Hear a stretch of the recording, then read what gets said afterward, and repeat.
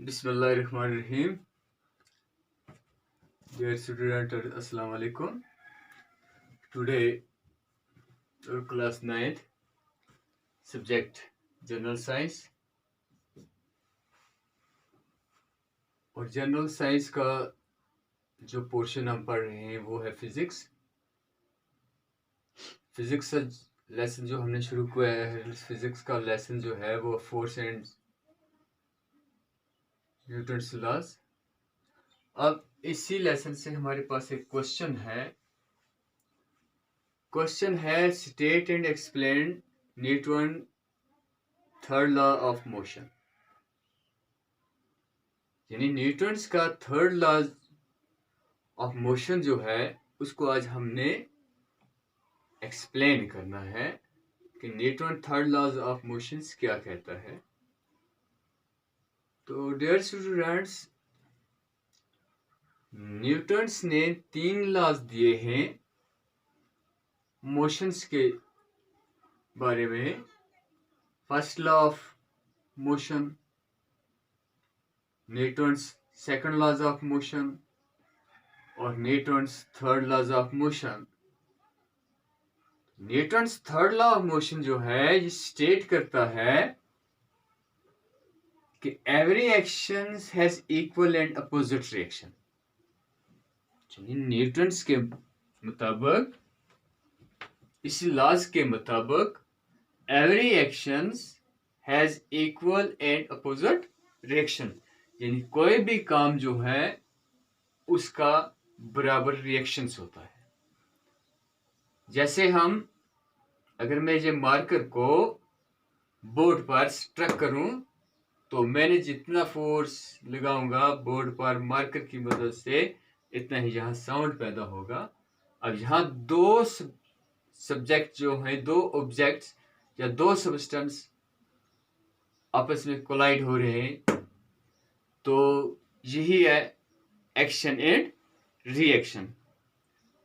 तो इस लॉज को हमने कोशिश की है कि अगर हम एक टेबल पर 2 बॉल रख दें, एक बॉल का नाम हम ए रख दें, दूसरे बॉल का नाम हम बी रख दें और इन 2 बॉल्स के दरमियान थोड़ा डिस्टेंस रखें। यानी जोड़ के नहीं रखना है, क्लोज नहीं रखना है, डिस्टेंस रखना है बॉल्स ए और बॉल बी के दरमियान।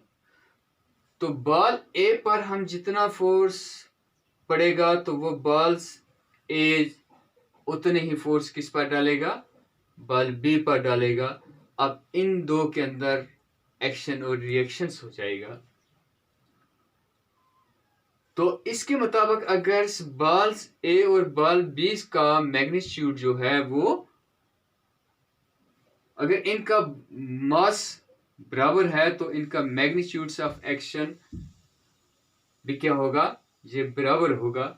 तो इसको हम इस इक्वेशन की तरह लिख सकते हैं। यानी एफ ए यानी फोर्स ऑफ बॉल्स ए, ये अप्लाई करती है ये फोर्स बॉल बी पर, और ये फोर्स जो बॉल ए ने अप्लाई की किस पर, बॉल बी पर, ये फोर्स सेम होगी जो फोर्स अप्लाई हो रही है बॉल बी पर। बॉल बी जो फोर्स अप्लाई कर रहा है किस पर, बॉल ए पर।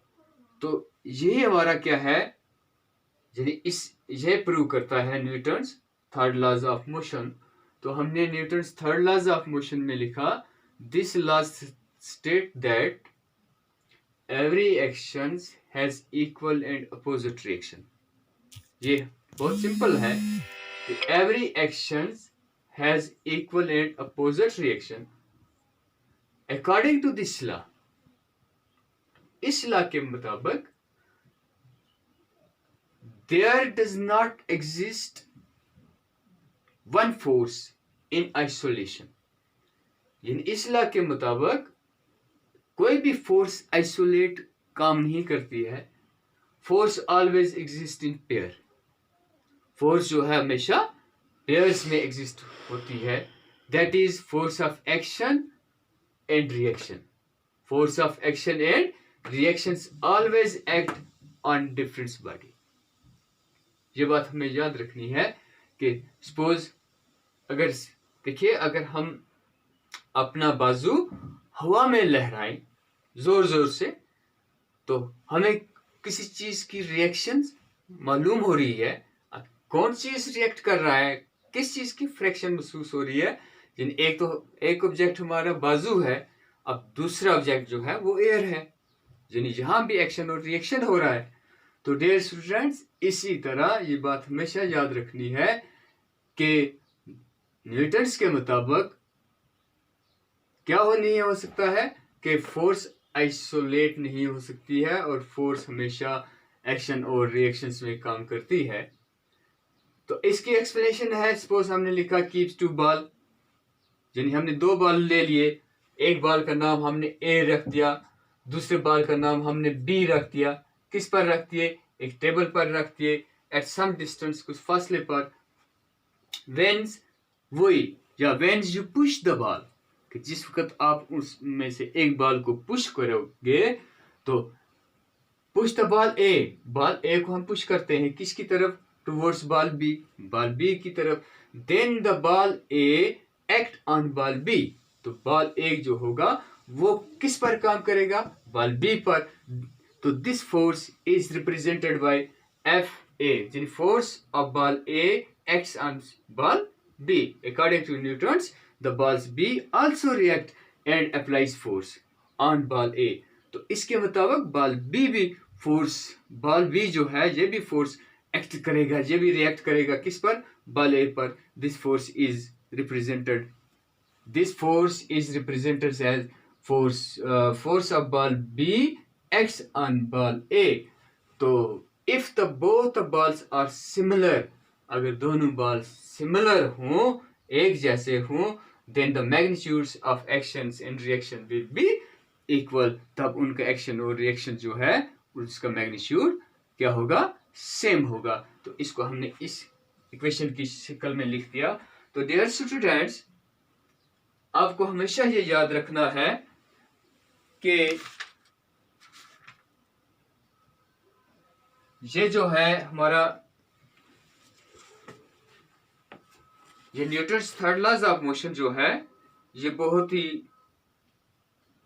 इम्पोर्टेंस है, और हमारे डे टू डे लाइफ में हम इससे सिमिलर हैं।